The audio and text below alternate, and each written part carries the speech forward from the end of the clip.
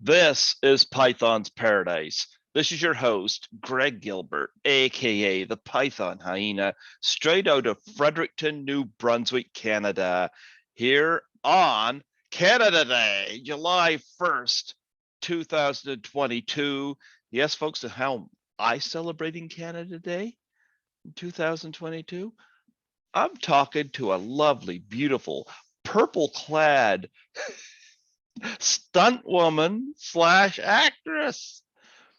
And if you've seen Halloween 2018, which I have right here on Blu-ray, you'll have seen her on screen. Folks, I give you the lovely, very, very stunning Marian Sing. How do you do, Marian? I'm very well, thank you. It's so nice to talk to you today and all your followers and your listeners. Hello, everybody. It's just me, Marian Sing, and yeah, I die a lot. Do you, speaking of your last name, do you sing? I do. When I was fresh out of high school, and even in high school, junior high school, from the age of about 3, I began just being in the public eye. I was in a theater group with a lovely lady. I still remember her name, Jeannie Braid. I was in her acting troupe up till, gosh, was it age 7? Something like that. And then I went into, more theater. I've been on stage, a lot in my world. But yeah, so I toured with a band for 4 years, almost got 2 record deals with each band, so close, missed it by that much. So it was just but it taught me a lot about what people see and being in front of large crowds and things of that nature, which you really don't get on film. I mean, you're with the crew and the camera, that's about it. So, but yes, I do sing, I play electric bass. And Nice. I know, right? I mean, I've kind of done a lot of crazy stuff, but again, I've also done a lot of artsy stuff. I've been in the arts for a long time. So I write, I sing, I play music, I compose, and I'm writing screenplays now. So also besides acting and doing stunts. So, Who from a music standpoint, who are your influences, musical influences? I have a lot. I've played in bands with everything from metal to funk, old Prince stuff, to Metallica when it was instrumentals. Those are really big. Cliff was great. I love Jaco Pastorius from Weather Report. I love jazz, kind of cool stuff. All the way up to like Edie Brickell and New Bohemians. Their bass player was amazing. Oh, I remember Edie Brickell. Yeah, What I Am. I remember when that came out. that's right. That's right. Mhm. And then you can't forget bands, that have amazing bass players like Victor Wooten. I'm a big bass fan. Primus, my God, Primus sucks. Yeah. So that's what really gets me inspired is just listening to the mastery of the instrument. And no matter what genre music it is, I'm there. The crazy musings of instrumental music right now is it blows my mind what the young kids. I mean, you listen to some of their stuff on YouTube, some of these kids are just thrashing it, man. They're really doing amazing things. I am a bit of a purist though. Four Mhm. strings 4 strings makes a bass. I'm sorry, 5-string people, I know, I love the low B is cool, but I mean, just I'm a purist. There Four you go. strings it is. Mhm. Well, before we get into your career, give me some of your background and what led you to getting into the variety of things that you're into. Wow. Okay. My parents were both writers Hmm. and both intellectuals. So we were quoting poetry by 3. Okay. Um, and we would sing during the holidays. We would sing Christmas carols in harmony during the holidays. And it was just, I grew up in an artsy family, but also intellectuals. So science has played a huge role in my life. Intellectualism in general is big for me. I go into string theory with physics as well as engineering, things of that nature. So I like to know a lot about a lot of things, and it's come in handy. You would be surprised how much physics is in stunt work. But like I said, I grew up with very intellectual and artsy parents. So all the way from junior high school, before high school, I was in theater and music. I was singing in choir and all of this stuff and acting in plays. But then after I got out and I toured for 4 years with the music, we played stuff you hear on the radio, and we wrote in originals as well. I wrote some music back and forth for a Motown guy with a good friend of mine that was the manager in the band. And then I went into a kind of techno, EDM with real instruments. So you'd have all the keyboard stuff and all the really cool stuff, but then I played bass, the drummer was live, and we had an electric guitarist. So it kind of, Trent Reznor we had his ear for a moment, just because our stuff sounded kind of Nine Inch Nails-ish. It was really interesting. After that, I was in corporate America for a good 3-4 years. Besides being at my mom's office when I was in high school, she would finish work and I would go to work with her after I was done, because she wasn't done working yet. So I would sit at the office with her and learn computer stuff. So I went into the regular 9-to-5 grind for a couple of years. And I got involved in martial arts.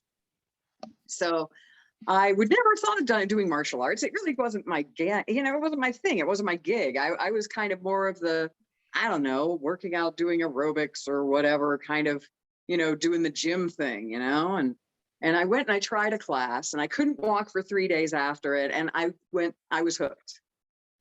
I started doing martial arts 6 days a week, twice a day after that, professional training. I became a teacher in 10 years. And I do traditional Northern praying mantis Chinese Kung Fu. And that's, I know, right? It's a long thing. Wa Lam Tam Toi Northern praying mantis Kung Fu. That's. But I've been to China 3 times competing on Team USA for Wa Lam. And it was really fascinating traveling internationally doing martial arts when, I am part Chinese, but I don't look like they do. So it was tough to earn the trophies, but I earned one. Yay. There you go. So I know, right? It was crazy. Are you kidding? Really? So after that, I started doing fight choreography because I would choreograph my students' martial arts forms. And then I got into independent film, where they would want me to choreograph fight scenes and things like that. And I'm like, all right, I could do that. So I got that toe in the water in front of a camera with that, and teaching other people how to be in front of a camera with that.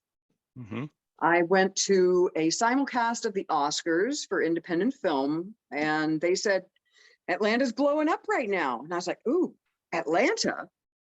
Hey, that could be doable. Because everybody thought, oh, LA, New York, it's the only thing you got. That's it. And they said, well, why don't you go on some casting pages and see how you fare? So I went on a casting page on Facebook, and they were looking for athletic men and women. I was like, okay, I guess I suit that. So sent in some pictures. 10 minutes later, I got a phone call. So they were looking for like military types, and it wound up being for Hunger Games Mockingjay 2. There you go. So I know, right? So they said, can you come to a fitting on Monday? And it was Saturday. And I said, yes, I can. I haven't jumped at anything like that in a very long time. And so I didn't want to drive my own car. So I borrowed a friend's car. And then here I am driving down to Atlanta at 4 a.m. because the fitting was at like 8 or something. And I wanted to make sure. And my friend's car overheated in Adairsville, about an hour outside Atlanta. Here I am at this little gas station. What am I going to do? I have to get to this fitting.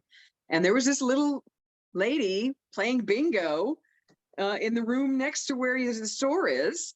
And I went to her and I said, please, I'll fill your tank. Could you please take me into Atlanta and drop me off here? And she said, well, I guess so. I mean, sure, get in. And I was like, oh my gosh, the dream is not yet dead. You know, the whole thing. I was just freaking out in my head. So I go and she drops me off at Screen Gem Studios for my fitting. And I went in there and I put on the clothes and they took the pictures and they gave me the shooting schedule. And I was like, oh my gosh, this is going to be so cool. And there I was at the OFS fiber optic factory with 1,500 of my best friends, right? And I got to be in front of the stunt team as an extra. Background is what we really call it, but people know it as extras. And so I started talking to the stunt team because we were working together for a couple of weeks, doing these, you know, couple of scenes from, you know, in the film.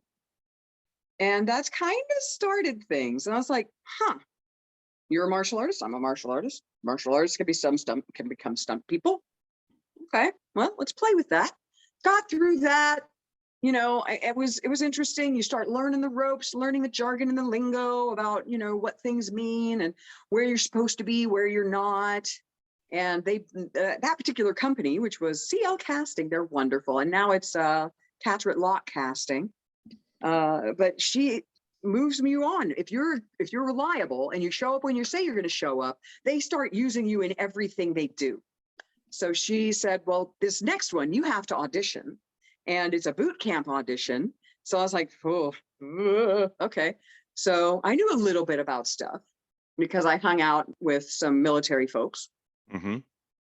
So I went to the boot camp audition and we had no idea, okay? We showed up, our group showed up. If you make it, you make it. If you don't, you don't. So made it through this audition and I got in. I was like, oh, I made it through. Is it going to be me and 1,500 of my best friends again? I mean, I'm okay with that, but you know. So it turned out they started at 500 people and got down to 10. Oh my gosh. I thought I was going to die.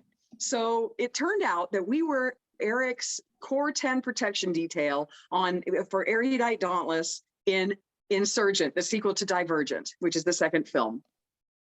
I absolutely had a blast. The 10 of us, you know, we were the Core 10 of Erudite Dauntless. I swear to God, Erudite Dauntless must mean running in another language because that's all we did. We were running to try to catch, you know, oh my God, Triss. And but in doing so, we worked with the stunt team very closely. We were doing pretty much the same kind of things they were doing, but they got union pay and we didn't. So I started asking the questions and they said, well, I mean, you could try to go union if you want. I mean, blah, blah, blah. And I didn't get upgraded in that film. Although looking back, hindsight being 2020, I could have been upgraded to union in that film, but we were so afraid to ask because we thought they might get rid of us and find somebody else. Nobody asked to be upgraded. So I know that feeling. Yeah. Yeah, right. So after we finished that was an amazing experience. I got to arrest and apprehend Eric. Apprehend Peter in the stables at Amity. You know, Eric was our boss, you know, Jai Courtney. That man can run. That man can run. He used to play rugby and he would run out of his costume. Yeah, they would have to constantly stitch him up because he would run so fast and so powerfully that he would break his seams in his costumes. The man was nuts.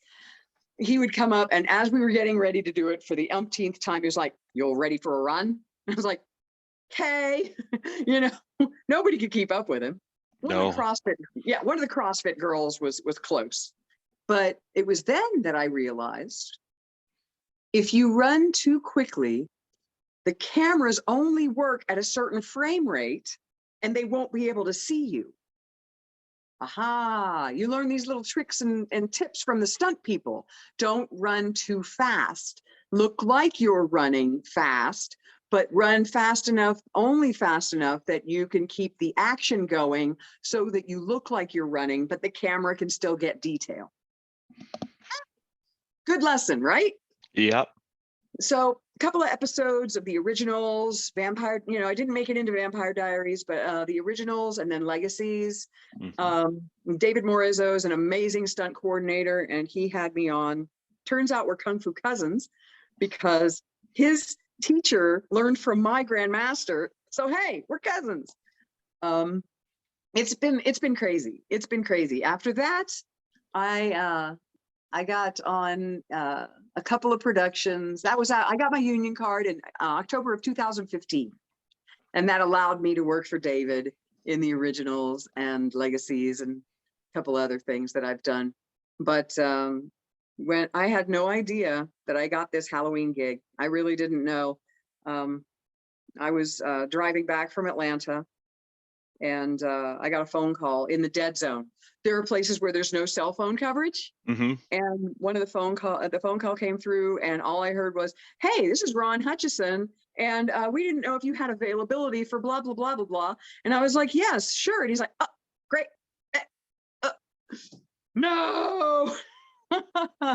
The phone call cut, and I was like, dropped call, and I thought, because if they can't get through to you, usually they'll skip and go to the next person. And I thought that was it. I really, I had thought, you're kidding me. Driving back from Atlanta is what kept me from getting a stunt gig. So he called me back, or I called him back, and we finished the deal, and I was supposed to go to Charleston. And I was like, Charleston, huh? Okay. This was after I've done a couple of the gigs. I've had my union card for a few years. I got it in 2015. This was 2018. I'm like, no, 17. I'm sorry. We filmed it in 2017. It only took 5 weeks to film this bad boy. I mean, this was guerrilla filmmaking at its finest. David Gordon Greet's famous for that. Oh yeah, plus the Pineapple Express. Well, that too. And that's what made people question. Yeah, that's what made people question Halloween 2018. It's like, this guy's really? And he's going to do a Halloween movie? Really? Blumhouse, okay, you kind of have different feelings as soon as you hear Blumhouse. But, I got onto that one, and I walked on set, and I thought, okay, this is interesting. We were on set on location. So we were in the middle of the Gaslight District, the historic district in down in downtown Charleston. We went for sushi the night before, which was great. I've already met Marian Green at this point. I met her at a lecture, a stunt lecture, years before, and we hit it off really well. Marian, it was pretty cool. And I saw her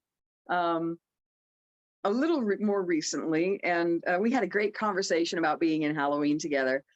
But she was there on location. I was like, man, oh my God. And then here comes this guy, this kind of shortish guy. And the first thing that comes out of his mouth is, "You killed Mr. Orange in Reservoir Dogs," looking right at Marian Green. And she was like, yeah. And I was like, what? I had no idea what her resume was. I just knew that she was really cool, and we hit it off really well. She's a stunt legend. She is. And so, I was like, oh my God, I'm working with her. I'm like working with her. I mean, yeah, we went for sushi the night before, but my gosh, I'm actually going to get to work with her. And that was really amazing. But we did a rehearsal in the house where I die. And there was a little different, there were a couple of different choreography sessions that we did to try to figure out what we were going to do.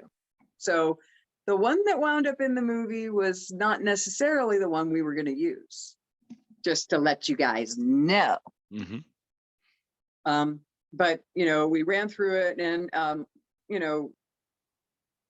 it was really cool. But I didn't know what I was working for yet.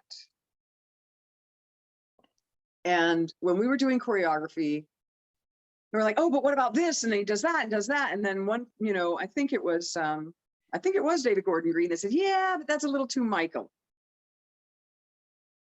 A little Michael. Okay. Horror genre. Okay. I'm starting to put pieces together here and there, you know. And so I thought, well, I mean, you got the big three. They aren't remaking Freddy. They already tried that. Mhm. You know, the guy looks like a burned squirrel. I don't know what to tell you. But I thought, well, there's only one of the big three left, but maybe it's just for, you know, some other horror movie. I don't know. I mean, they haven't rebooted any of those guys in a while. So go back to the hotel and I get an email. We need you to come in for your fitting. You know, blah, blah, blah, your sizes, blah, blah, blah. And at the bottom of the email, it said so-and-so costumes, Agent Orange with an orange pumpkin. Okay. Below that, it said, Halloween! Oh my God! I'm working on a Halloween movie. I lost my ever-loving cookies. You know what I'm saying? It was then that I realized I'm gonna get killed by this new Michael Myers. That was really cool.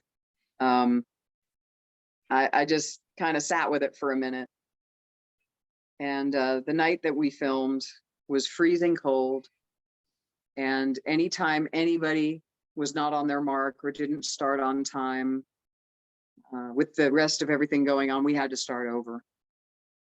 Because it was no edit. It was one take, one shot deal.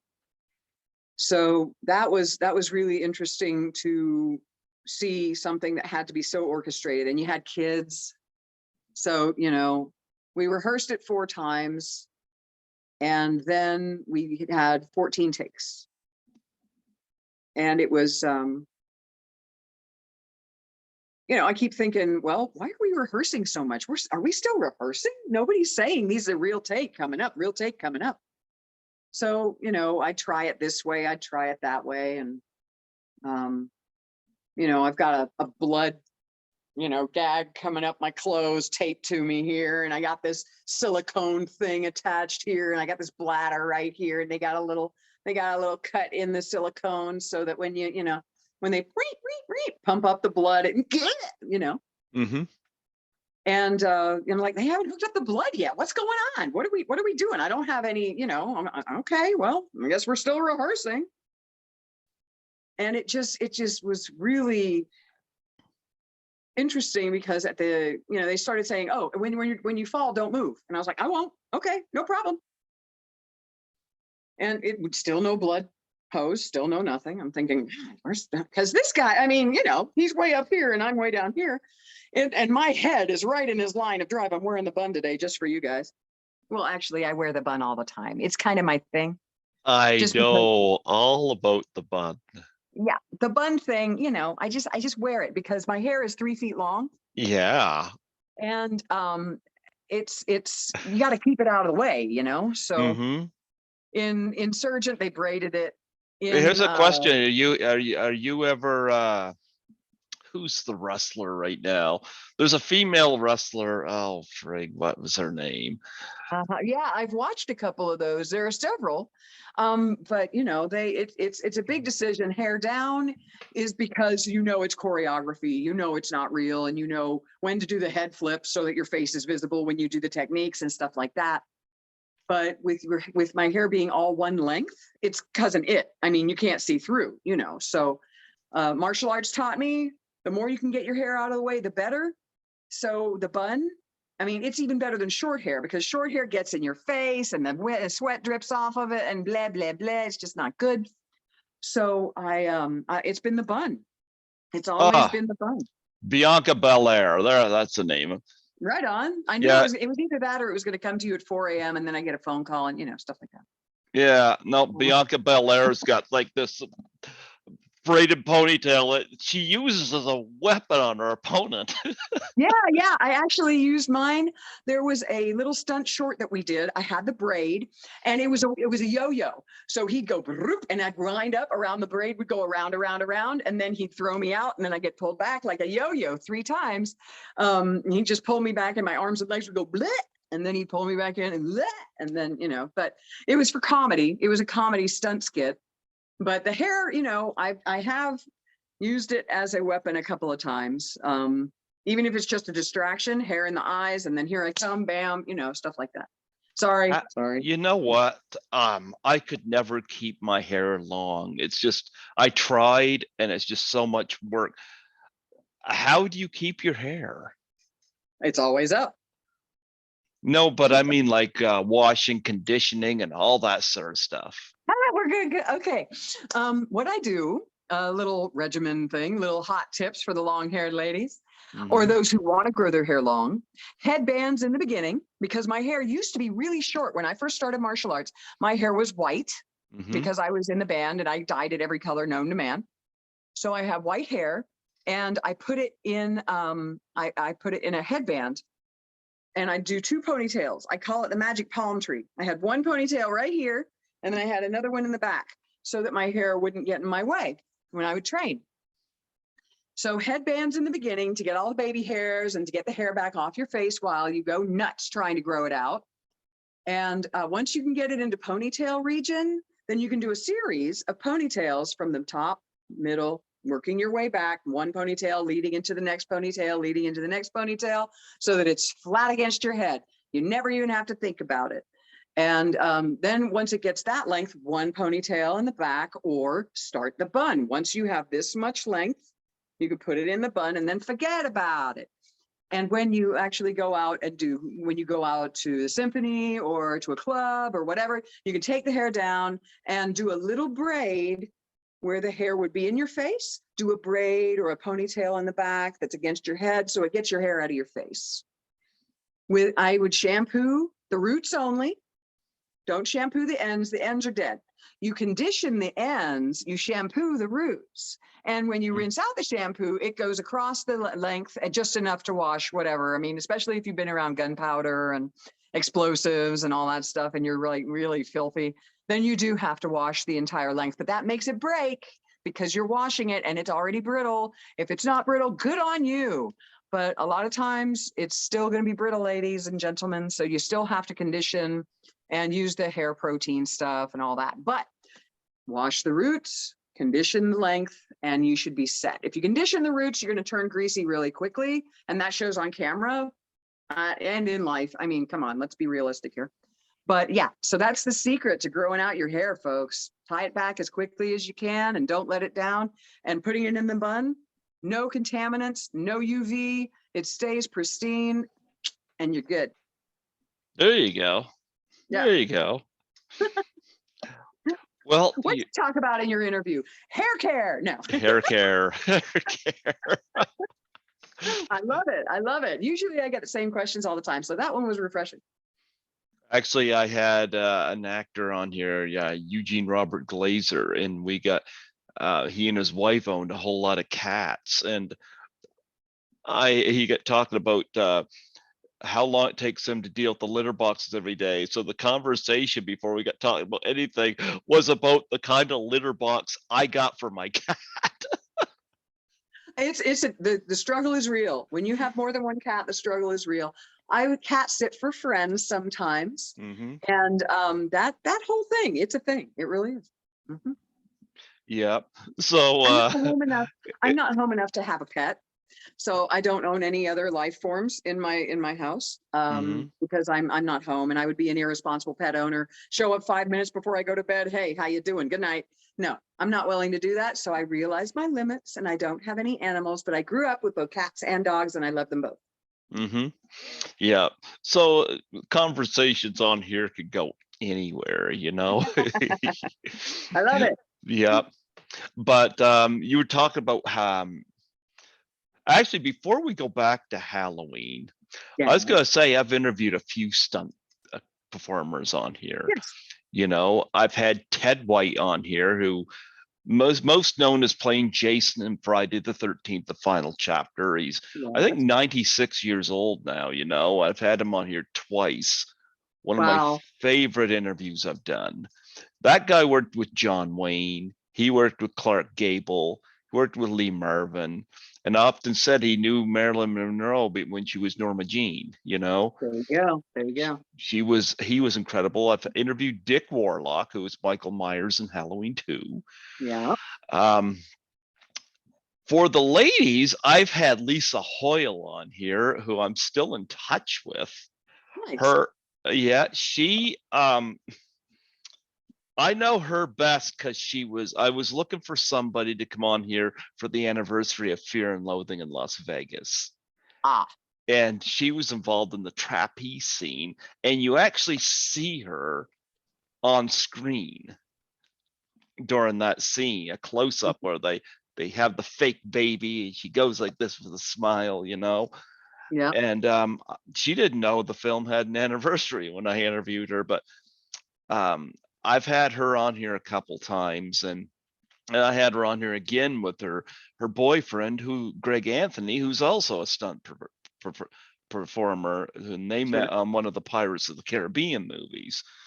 So I'm very much in touch with them, and I've had Jean Coulter on here, who was involved in the big mall car chase scene and the Blues Brothers, and Right.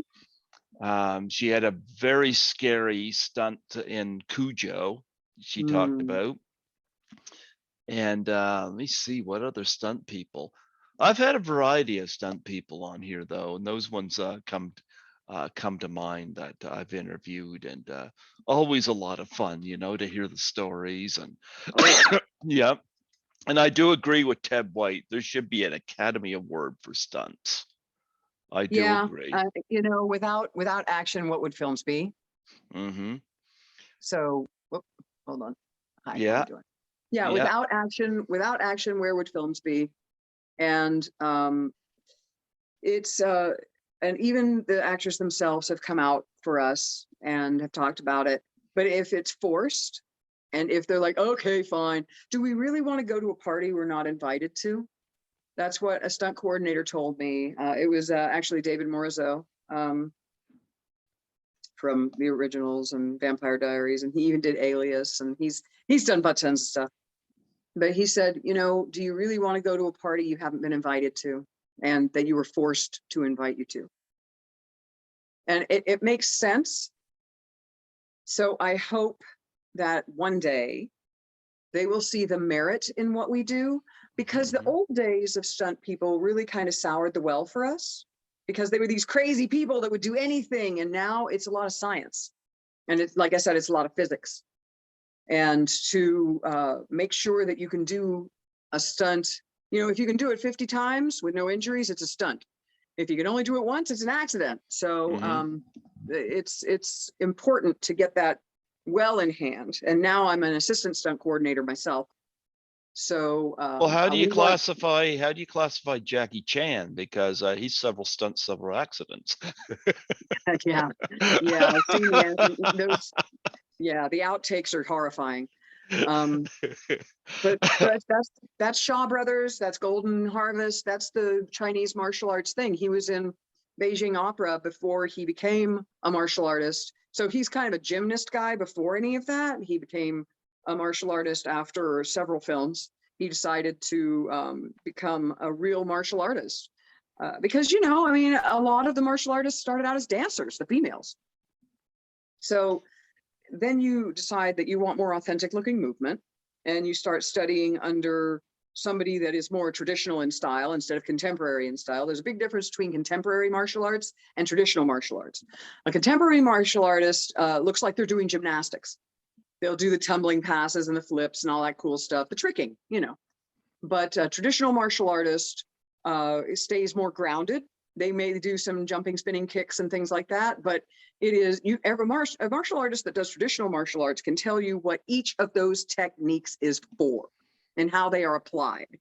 A contemporary martial artist will work on speed, precision, and beauty. A traditional martial artist is all about application. And if you do a technique, you look like you are executing that technique and you know what it's for. It is about informed movement and things of that nature. So there's a difference there. But Jackie Chan started out as a contemporary guy. Same thing with Jet Li. Jet Li was a contemporary champion. He was a wushu champion. And then he became, it got into films and things like that. So there is a line. There is a line there. But I hope that we can get Oscar nods, and other award shows give Oscars, SAG Awards, they give Best Stunt Ensemble. We have our own thing, but Oscars, You do have a few that. Even if it's not televised, we just want to be in one of the ballroom presentations. We aren't asking for screen time. They say, oh, we have too many as it is. We, it's like, fine, do it in a ballroom. We don't care. However you want to do it. Some stunt people even appear playing roles, like Zobel, for example, is famous for the Quentin Tarantino movies, but then you got some actors that do cross over it, like Tom Cruise has become, they talk a lot about him doing stunts. And I do know that there's been, Harrison Ford has done it in the past, or Clint Eastwood or such, and out of actors, have you who have you worked with for actors that have done their own stunts, and what's your take on that? I think, well, the actors are allowed to do some of their own stunts because the insurance companies won't allow it. The insurance companies will not allow actors to risk and endanger the film schedule. So, it's infamously known that Tom Cruise broke his ankle on that Mission Impossible movie, and for 6 weeks, his crew, none of his actors could act. None of them could get up to work because he needed to heal before he could come back to work. So it's better for everybody that actors are not allowed to do all their own stunts. There are some that are too risky, and there are some, I doubled Alyssa Milano, and it was a fairly simple thing in our minds as stunt people, but there was that exact same thing done the week previous with another actor, and they broke their ankle. Just a stumble, a loss of traction, a slippery spot on the ground, anything like that can cause delays of weeks and weeks and weeks on a film schedule. So I think that I understand they want to do their own stunts, and sometimes we can't always use the double because the film angle is as such. Now they've got digital doubles, so they can just superimpose dots on your face, and you can be anybody. As long as you have a similar build, they can put the actor's face on you in post-production. And so in those cases, it is up to the actor to say, oh yeah, that person did that stunt for me and it was great, because you almost can't tell. But there are some things that we'll do a hero shot where it's the person doing the final 2 inches of the fall. The last little bit from the ground, that much, and it's just cut in. It's edited in so that it looks like the actor did it or the actress did it. Female, male, actor. It used to be actress, actor, but it's all actor now. It just depends on what generation you came up in for acting. You know what? When I interviewed Lisa Hoyle, I asked her the question. I said, who have you enjoyed doubling for? And I remember her favorite person to double for was Christine Applegate. She loved doubling for Christine Applegate, and she mentioned other names, but I remember she spoke very, very passionately about Christine Applegate. Who have you doubled for that is just wonderful to work with? I'd have to say Alyssa Milano again.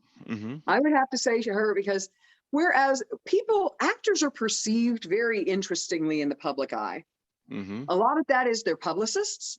A lot of that is their image that they want to maintain. And in real IRL, folks, IRL, in real life, Alyssa Milano's a wonderful mother. She was on air, she was on the phone, FaceTiming with her daughter. As soon as she was off set, she was back on the phone with her daughter. She's a great mother. She's a very caring person. I had nails on like she did with our costumes, and she did my button-down shirt for me because I don't know how to use nails. So she did my buttons. And she was funny. She's a great mom. She's got, she's really got a lot of spunk too. She's willing to try things on her own. She said, I don't know. I think I want to try this one, and then when it comes time, it is the actor's choice, as long as it's not too risky, to either do without the double or to use the double.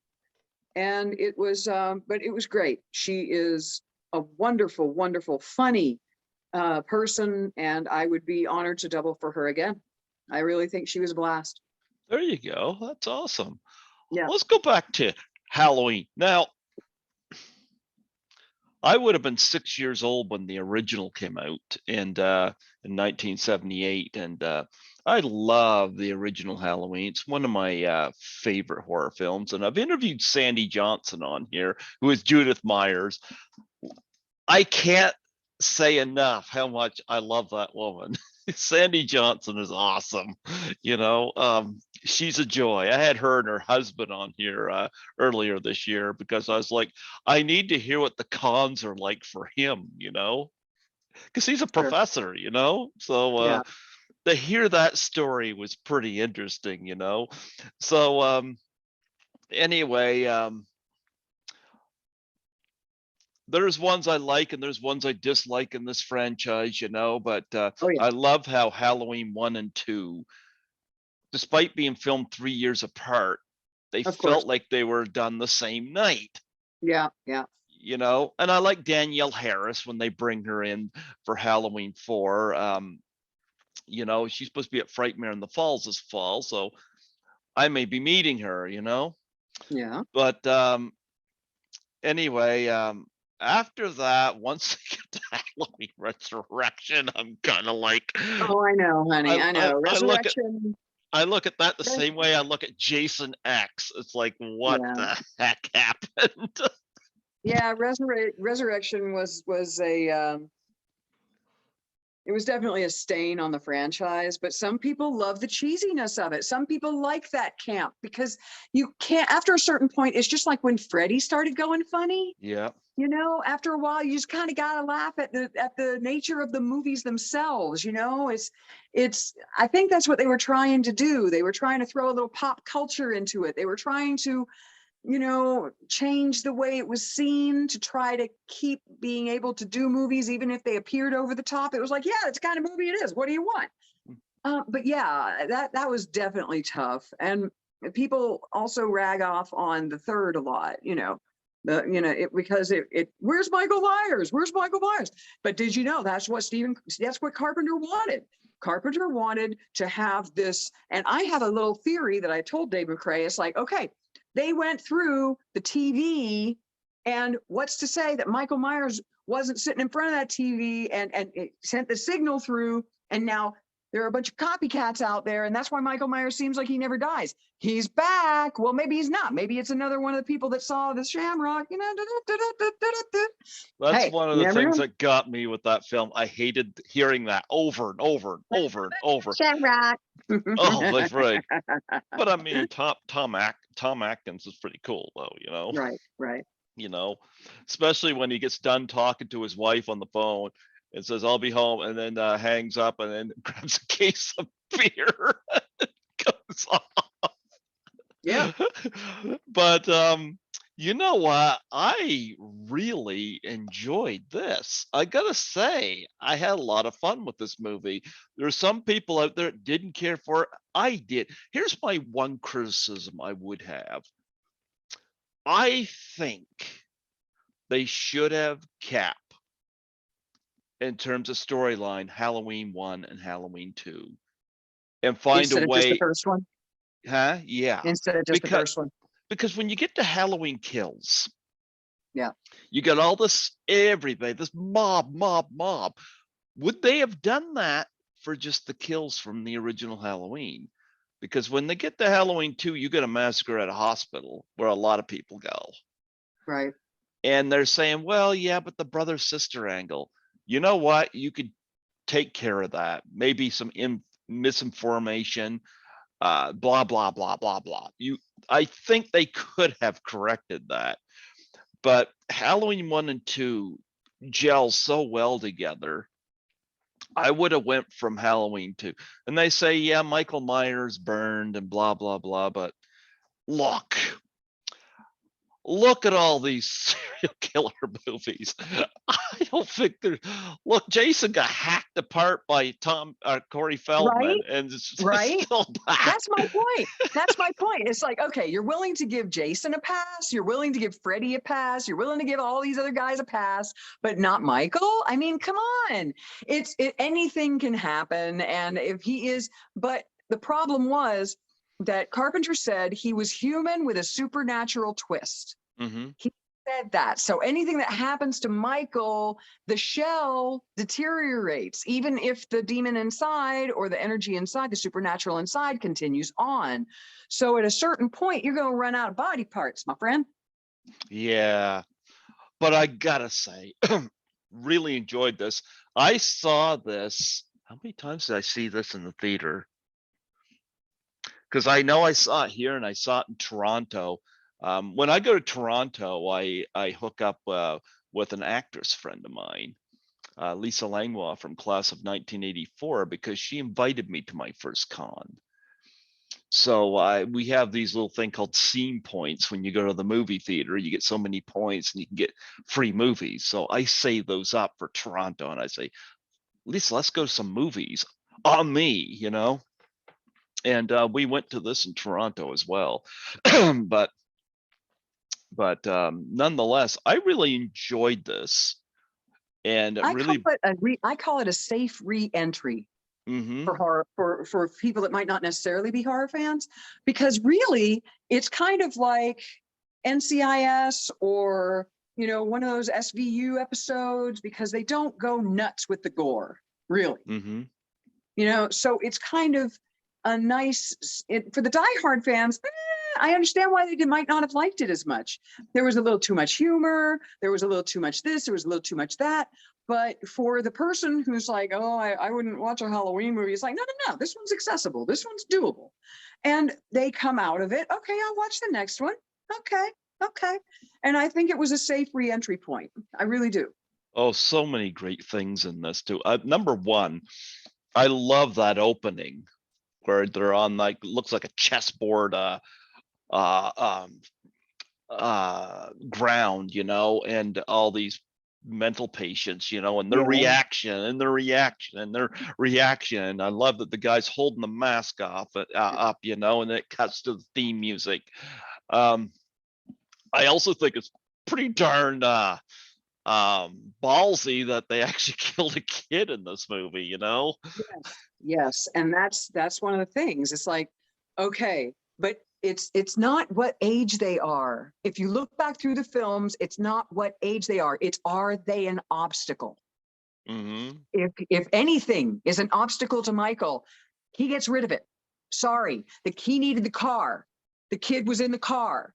Bye-bye, kid. I mean, I'm sorry, but that's kind of the way it was. That's why he passed the baby. The baby's not an obstacle. Pass the baby. But the younger kid who actually who was in the driver's seat of the car, got in his way. Had Mm-hmm. nothing to do with what age he was. He got in his way. Bye-bye. I'm sorry. You don't get in his way. Yeah. But and I gotta say, the section that you're in, that had to be a direct lift from Halloween 2. That's what people are saying, an homage to, there were lots of Easter eggs and there were love letters to the fans throughout. Yes. I mean, even the lady making the sandwich, that was Marian Green, Mm-hmm. you know, and all that stuff. The order in which he did things, the costuming, what the characters were doing. Yes. Yes.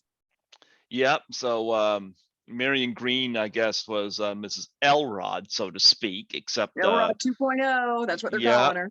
yeah. Only Elrod in the original Halloween 2 did not die. Right. Right. And your role kind of is a take on the girl in Halloween 2 that does die. Yep. You Yep. know, who's on the phone, and That's right. nice close up of Michael, the blood splattering, you know, close up of her face. And Yeah. yeah, so I kind of got some cues, and I really enjoyed that. Yeah, here's a free one for you guys. Hey, Sally. No, I'm sorry. But yeah, it was. There are tons of Easter eggs that reference back to other films, and that's about as much as they were willing to do, instead of, holding on to the timelines and anything like that. They were willing to show the Easter eggs, and that was Halloween 3 masks were in there, yeah, I don't recall references to any of the ones after that, but right. but um but yeah, I love that shot, you're on the phone, you come to the window, Yeah, and and when we were, did you see the making of? Because I'm in the making of on the DVD. I have, but it was when I first got this, so it's been a Hmm. while. Yeah, because I had to make sure when I walk up that I'm looking through just those two slats every time I walk up, and make sure I'm right in between those two so you can see the eyes, and then the next two slats had to be the mouth so that when I make the reaction, you can still see them through the slats and it wouldn't blur what was going on. So every time you have to count your steps. You have to count when to come out, when to go in. You have to land at the same place on the couch every time. And you have to look through the same slats every time and make sure that you're on your final mark, that you're where you need to be so that the action can play out. Yeah. So they had to obviously cast your neck. How long did that take? Actually, it was a silicone appliance that is a Mhm. pretty much one size fits all. And they just stretch it to fit you. Okay. Yep. So you got to work with Chris Nelson, of course. Yeah. And Who I had the Halloween masks right next to me as he was doing my makeup. I call him Grumpy Cat because I Yeah. listen to Sean Clark. I've had Sean Clark on here a couple times, Mhm. and they do the thing with two heads, and I always ask Sean. I said, "How was Grumpy Cat?" That's funny. Yeah, Chris Nielsen is a no nonsense guy. He's very business guy, and he is amazing to work with because of his professionalism. But yeah, it was really cool watching him do the final touches on the Michael mask, and I think Yeah, but that was a little fan moment. Sean's got some explaining to do because in my first interview with him, he did not remember Chris and Kill Bill Volume 2. Yes, Uh-oh. I said yeah, he did not know about the nice hair reference. yeah. Hey, some people get the Easter eggs, some people don't. Sean's got cool hair though. I gotta say that, standing up in the air like that. So Sure. James Jude Courtney was sweating like crazy underneath that mask. Just good sport. He's such a good sport for getting through this whole thing. And he's a classically trained theater actor. Mhm. And he's an amazing person. He really is a good guy. I've heard that. Afterward, when we were at the lunch, in the lunchroom after this whole thing was done, I got to sit with the kids too. And they were like, "Was that scream you? We heard it all the way down here." And I was like, "Yeah." Talk about doing the actual shot and because you get the scene, the knife goes through and the blood. Talk Mhm. about that. Well, that was when they had the pump with the blood, and they Hmm. have to prime the tube, and so they make sure that the blood goes up and it's at the shoulder. One of the takes, because of the violent hit, dislodged the blood tube on the shoulder, and they had to get back in there and reattach it. And when that was just things like that happen. Especially when you're dealing with forces like the hit. So doing things with blood at any time, it's a sticky, staining mess. You have to make sure that nothing gets on you anywhere except where they're filming, because it will stain you with seconds of contact, what they use for the fake blood. If you had your hair down, Oh, God. I would have had to have it. Michael could have grabbed your hair from way off camera. Yeah. I had hands full of hair coming out in the sink the next day. The sink was full of hair after our, filming of that. Yeah. Do you ever get to do the cons? Not yet. I'd love to go. If I get invited, I will go.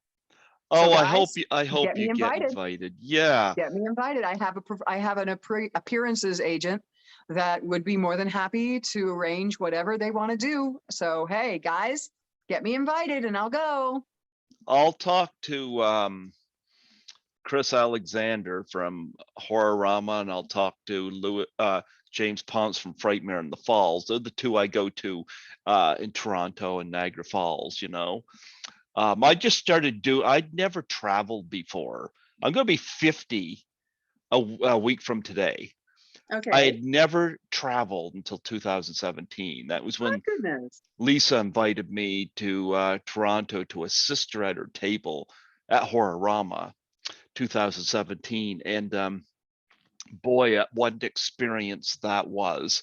It was so awesome. And I fell in love with Toronto. And I'm so looking forward. I'm going to do 2 cons this October.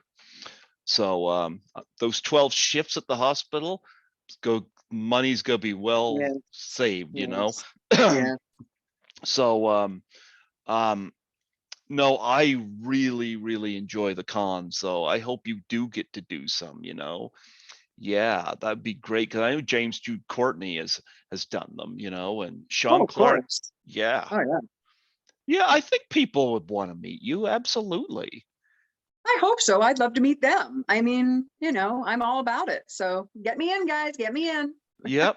Yep. You'd never believe some of the people that just minor characters that get in some of these. And then of course, you got Halloween Kills, of course, you're not in that one, but I gotta say, Kyle Richards grew up beautiful. I gotta say, Yeah, she's stunning, yeah, yeah. They grow up good. They grow up nice. I mean, I'm like, gee, that's the girl with the pigtails there that had the secondary job of assisting people stuck in windows in laundry There you rooms, go. There you you go. know. And I also made this comment when I interviewed Sandy Johnson, how much Andy Matichak looks like Sandy Johnson, a young Sandy Johnson. Yeah, they did a very good job with the casting. They scour the books, man. They look through all of IMDb. They look through everything that, could possibly get them a lookalike, like younger versions of actors, things of that nature. The books are scoured, and they talk to each other. Who do you know that's a this type or a that type? And in stunts, we find doubles, and they have to resemble the build, the hair, the face. And you'd be amazed. You'd be amazed how close we can get. Did you get to meet Jamie Lee Curtis? She wasn't working the night I was. But her wardrobe was in my trailer. I was like, oh man, so I got a picture with her wardrobe bag. There you go. There you go. Yeah, she goes way back for me because her mom was Janet Leigh, and I actually have a Janet Leigh autograph here, so Well, just another little bonus for your people. I am currently working with one of her original stunt doubles, Donna Keegan. For Jamie Lee Curtis? Yeah. Wow. I'm working with Donna Keegan, who was her stunt double for decades. You know what? There's somebody I should reach out to at some point, Mm-hmm. Stunt people are so interesting, some of the stuff that experience you guys have, Like Ted White told a story working in a 1959 John Wayne Western where he had an experience with a rhinoceros, shot in Africa. So what you guys do is nothing to sneeze at, Yeah. Nothing to For sneeze sure. at. Thank you so much. I love to hear that whenever people appreciate the stunt department. Oh, absolutely, absolutely. Now, did you get to meet John Carpenter? He was at Video Village. Everybody was sitting at Video Village. Akkad was there. Everybody was, just hanging out there. It was so cold. And so in between takes, you go in and you get to, I was pretty much in my house where I died. But people walk through the house and you get little tidbits of conversation here and there. So it's definitely cool being a stunt person. Yeah, absolutely. Speaking of which, going back to your music, I was looking through your resume and says that you did stunts in Pitch Perfect 3. Yeah. We were in a little, we were at the scene I don't know if it made it into the movie or not, but we did a little dance number. And I was at the Air Force Base. I was a military person at the Air Force Base. I gotta say, I always thought Anna Kendrick was a cute little thing. Well, yeah, and Rebel Wilson was having a birthday on the day that I was there, and they had a pizza pinata that she beat the hell out of. It was really funny. Oh wow, I could see her doing that. Yeah, she was really, she's really a soft-natured, wonderful, funny lady. I really think that she's a kick. You want me to tell you one of my favorites right now, and I watch her in everything she does because not only do I think she's beautiful, but she is so infectious in her personality, is Emma Stone. I love Emma Yeah, Stone. yeah. Yeah, yeah. So what do you have coming up that you're able to promote here? Oh, well, like I said, I am now an assistant stunt coordinator, as well as still being stunts and acting. So I get to be an assistant stunt coordinator. My IMDb has the stuff I have coming up on it. I have NDAs, so I can't talk about some other stuff that I have coming up, but I'll be going to LA soon to do a project, and that's really exciting. I'm super excited about that. And then I have another project in Atlanta that is for a very good friend of mine. And she's done a lot of really great projects. She does some documentary stuff, and I'm getting to be a character for her again. I'm pretty much in all of her productions, so I love that. But yeah, we're getting ready to do quite a few things coming up in the summer and fall. So keep your eyes peeled, and if you want to see what the titles are, I guess IMDb would probably be the best place to look. Well, I see them on IMDb. I got IMDb up here, but yeah, I understand NDAs. Yeah. It's a thing. Yeah. And of course, like I said, I thought your interview with Dave McCrae was pretty cool, and like I said, I contributed to It's Me Billy and had the three girls on here from that. Yes. So yeah, he's what's the word I'm looking for? Animated individual, Dave is. Very much so. Yeah, he's hyper like me. There you go. There you go. Now, do you have any well, you get a web page. Plug your web page on here so people can find you.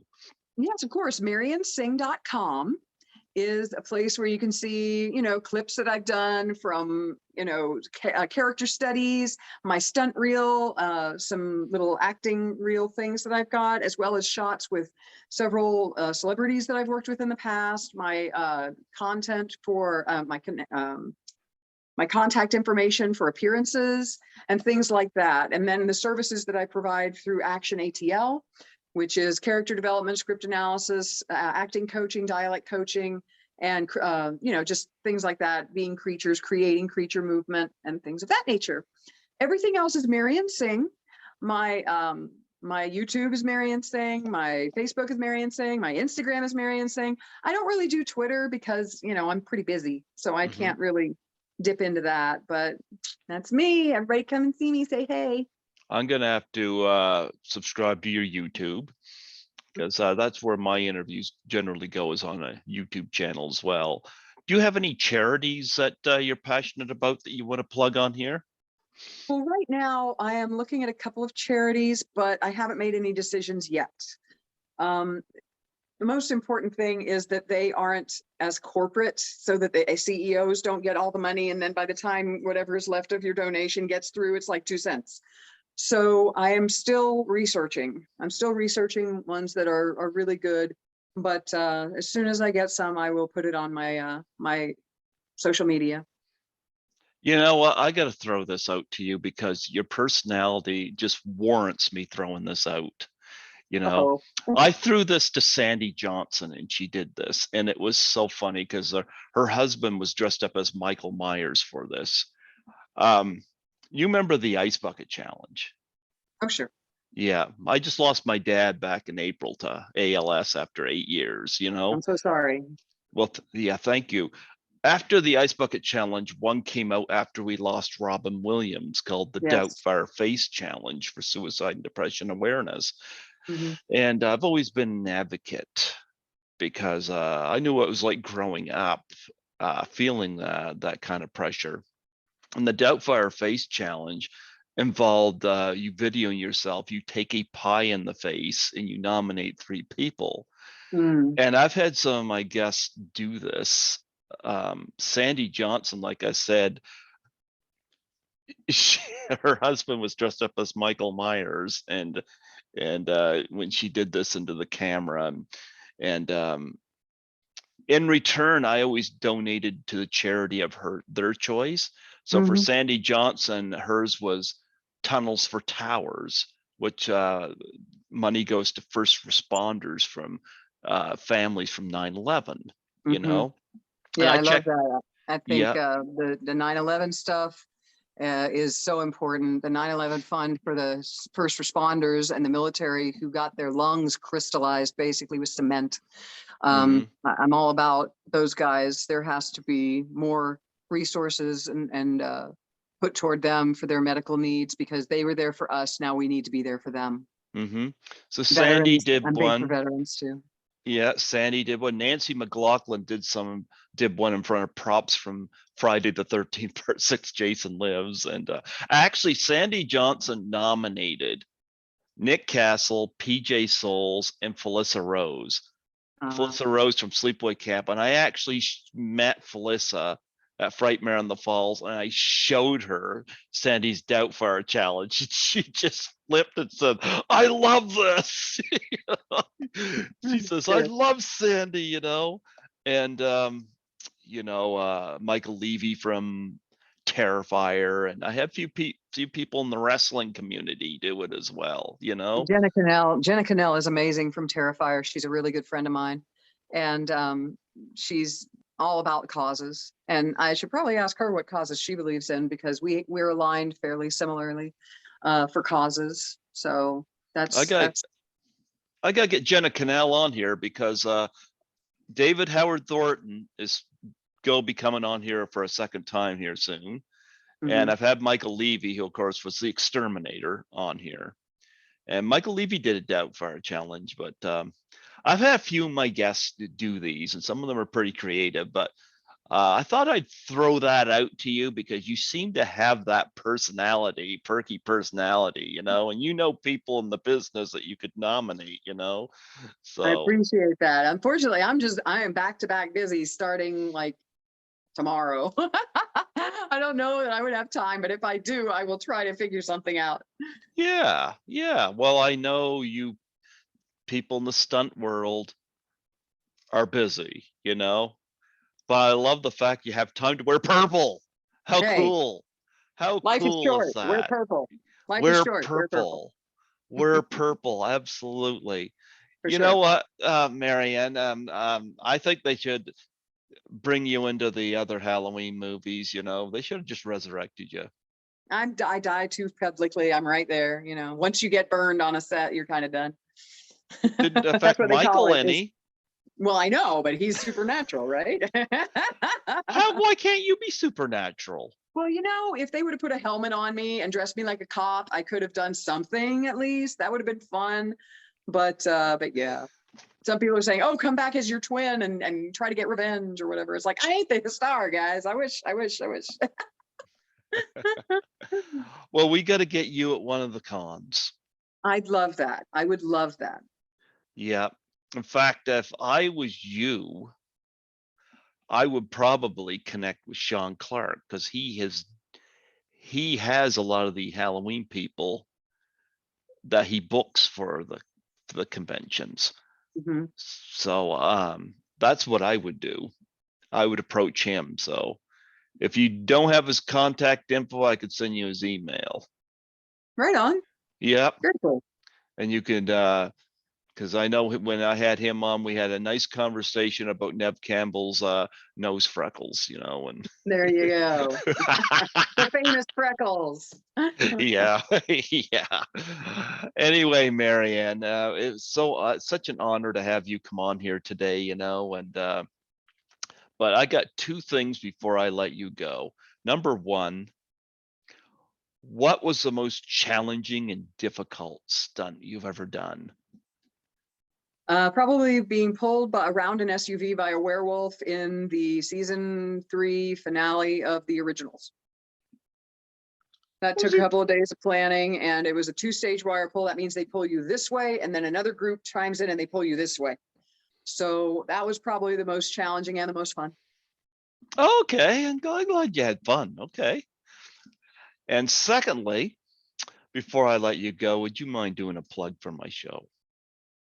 Sure. Yeah, just state your name and say you're listening to Greg Gilbert on Python's Paradise. If you want to state your name and say that you're Yes, of part course. of that, Of course. yep, sure, why not?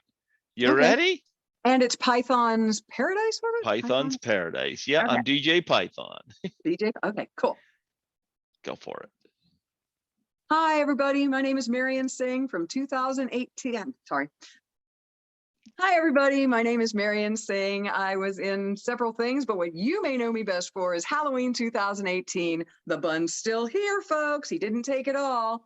Anyway, I would like to say that Greg Gilbert at Python's Paradise, DJ Greg, I mean, he is great. He's great to work with, and it's been just a pleasure talking to him. And I hope you guys check out his podcast and his broadcast and any other cast he has going on, because you really should. He's talked to some great folks, and I feel honored to be one of them. So thank you so much, Greg. You're doing a great job. Keep doing the things. You know what? When you get your next projects wrapped, I'll put you on next year's roster. I'd love to have you back. Oh, that would be awesome, man. That'd be great. I love your personality, you know? Thank you very much. Thank Yeah. you. Now when I went would. back on, when I went back on with Dave McRae for People in the Trees, that was really fun. I enjoyed that with him. I always enjoy talking to Dave. He's great. I got to get him on here too. Now I was going to get you to unravel your hair, but that's probably like several hours, isn't it?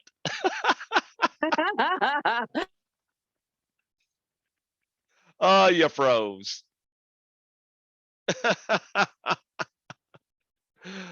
Oh, she froze, folks. She froze out on us. That's what happens when you walk around. There you go. Yeah, if you want to see the hair down, then you can see it on my Facebook pictures, because I just now went to a premiere, and the hair is down, baby. There you go. There you go. Well, I figured you was going to say, yeah, but japers, I got stuff booked the rest of the day. I have to book entire loads of time off for that. Yeah, it can be a challenge. It's a beast unto itself.